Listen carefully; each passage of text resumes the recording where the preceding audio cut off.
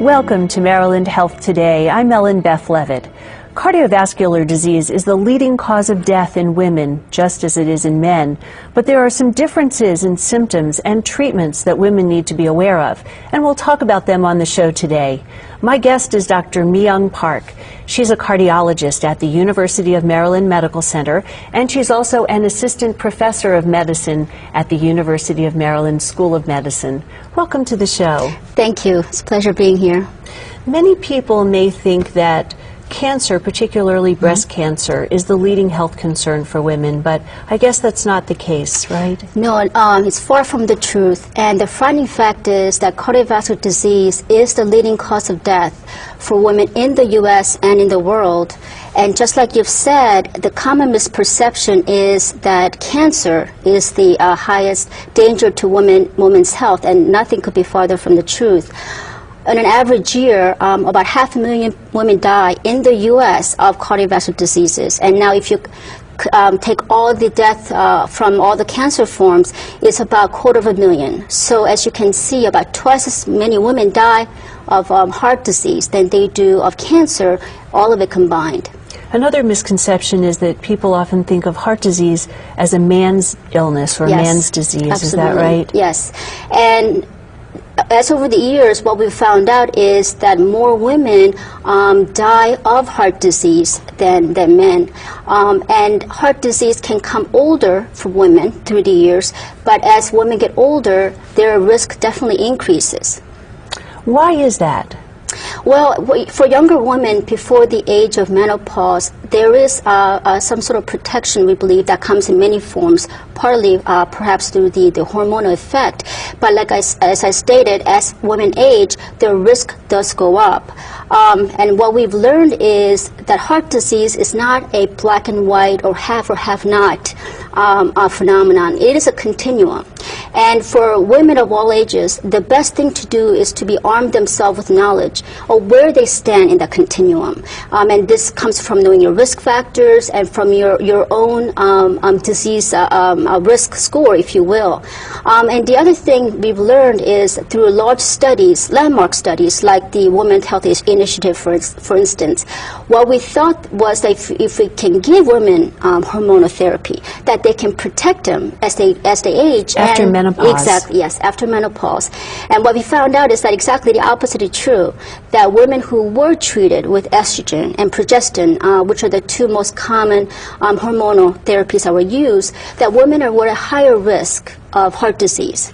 And you were talking about heart disease being a continuum, and of course, I would think that it's very much better to be diagnosed earlier when you have the early signs than later on when absolutely. things have really progressed.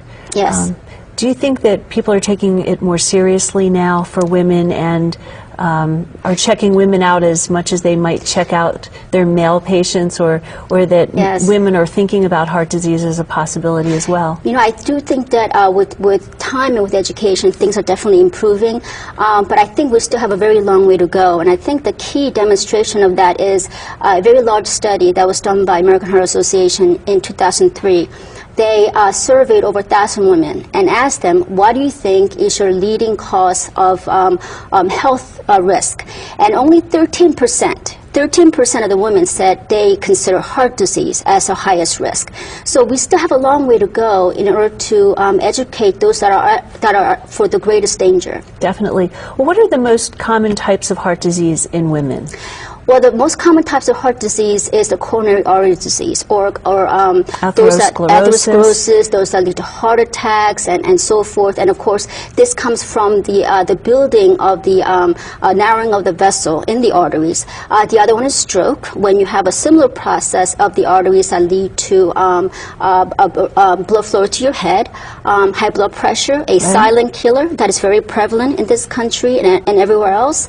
And of course, when these things go on long enough and it impairs the heart to pump effectively, you have heart failure. Well, let me ask you about the symptoms of a heart attack. First of all, the classic symptoms, I guess, that would affect men or women, right? Yes. we're all accustomed to see the classic, I guess, the TV or the movie type heart attack where the person suddenly grips their chest and passes out and so forth. And it can happen that way. It can come very acutely or suddenly. Most commonly, however, heart attacks happen slowly and over a period of several hours sometimes. And most typical symptom is a chest pressure, where you have this tightness and the gripping sensation. Some people say that they feel an elephant sitting on them. And this sensation can intensify and wane over time. The other thing is that these kind of discomfort can travel to your other parts of your body, such as your arm, your neck, or sometimes your jaw, or your elbow. This can be associated with being short of breath, breathlessness, and some people break out into cold sweat and a very uncomfortable sensation.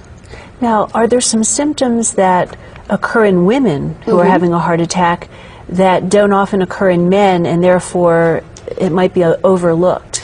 That is very true. Even for women, the chest pressure is still the most common symptom.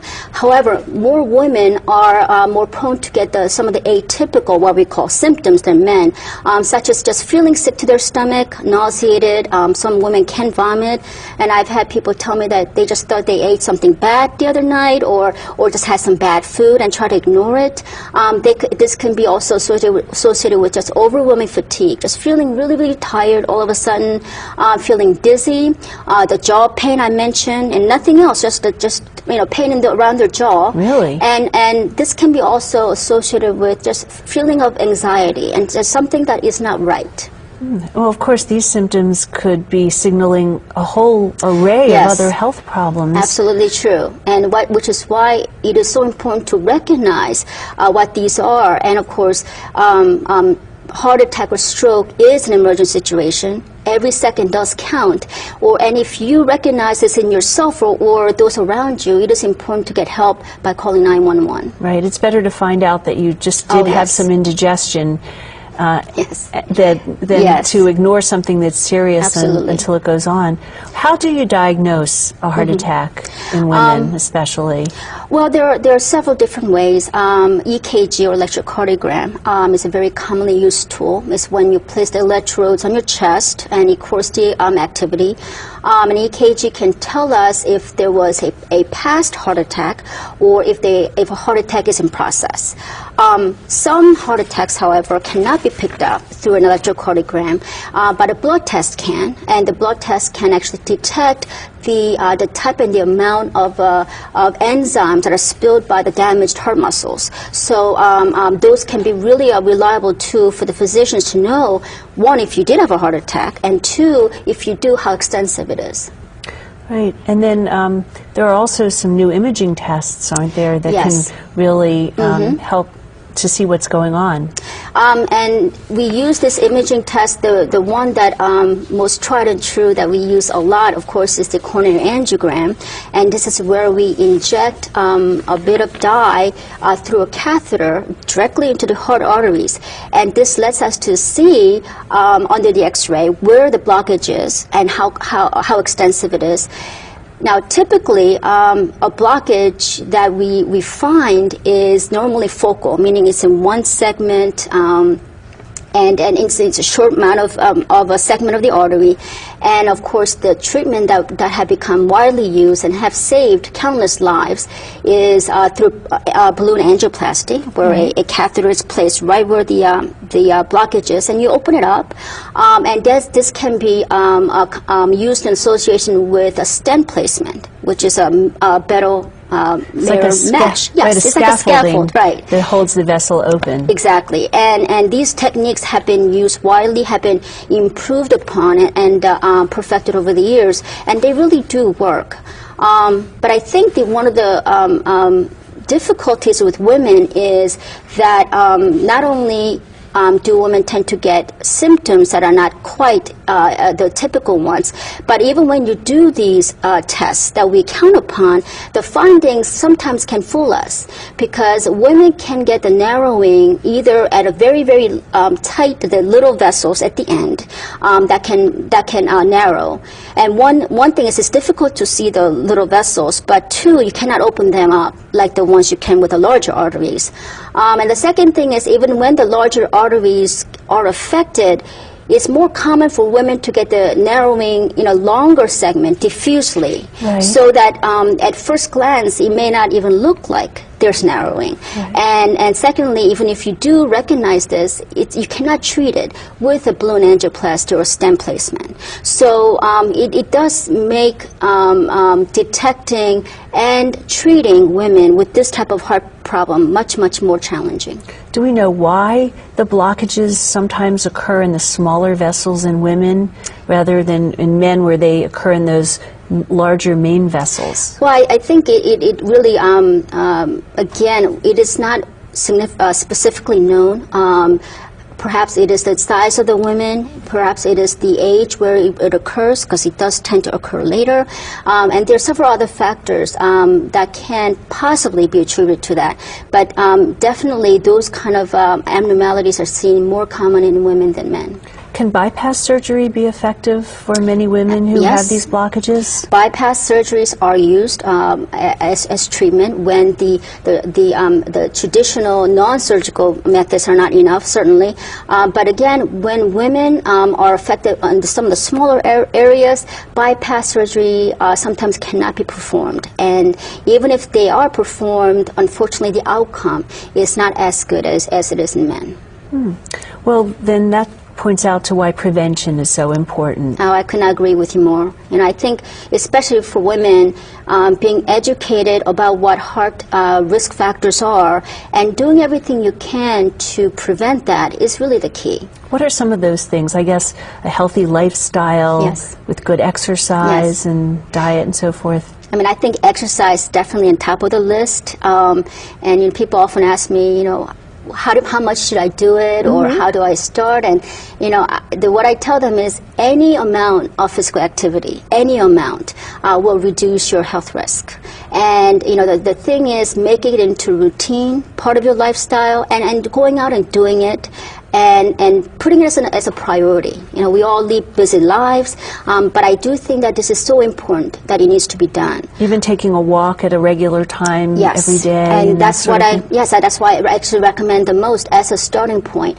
And if you're somebody that is not used to health-related activities, that you are used to sedentary, job or lifestyle, that you really do seek counsel with a physician before you start an activity. And don't overdo it. Don't do too much too fast. But I think gradually building yourself up, walking, as you stated, 30 to 60 minutes, several times a week.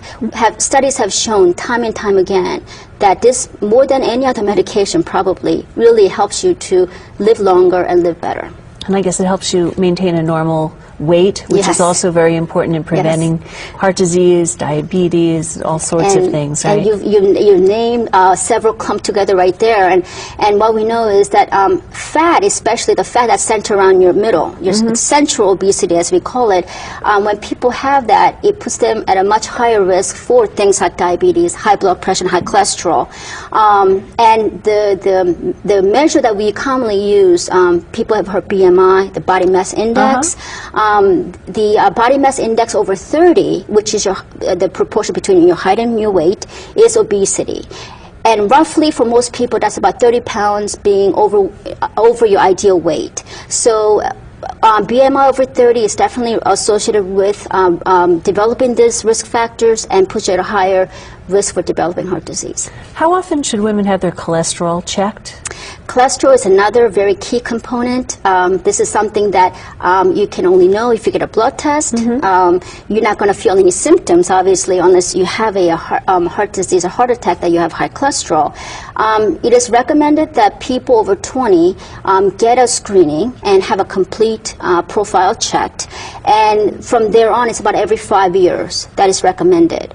Of course, if you are placed on a medication by your doctor, he will definitely check it, I'm sure, more often to see how effective it is. And I guess it's important to know your HDL and your LDL, right? Yes. Those are the key things, not just the total cholesterol, but the ratio between them. Right. The LDL is what we call the bad cholesterol. Those are the ones that kind of stick to your arteries and build up those plaques that can cause heart attacks. And the HDL is one that can actually protect you from developing heart disease. So through exercise and through medications, and we now have really excellent medication that can help you lower your cholesterol. Right, those statin drugs that a lot of people talk about, right? Yes, and they can protect you against heart disease, against strokes, and against even in some form of heart failure and so forth.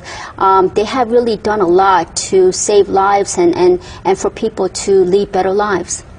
And then is blood pressure something that's important to be aware of? Blood pressure is probably one of those things that come upon people over the age and very insidiously. About a third of U.S. population are hypertensive. Over the age of what, would you say? Over the age of 30. It depends on which population you're talking about. But the frightening thing is about a third of those people really are not aware that they are hypertensive. And as we all know, a high blood pressure condition left unchecked can lead to really multiple conditions that are very detrimental. Heart attack, stroke being the two. Kidney failure. Heart failure. So we now have so many medications that can impact blood pressure in ways that can help you live longer, that protect the other end organs, such as the kidney and the heart, that you really need to go to see your doctor, get your blood pressure checked, and have it done regularly. Terrific. Well, we have to take a break, but when we come back, we'll talk about a condition that affects twice as many women as men. It's called pulmonary hypertension. So stay with us.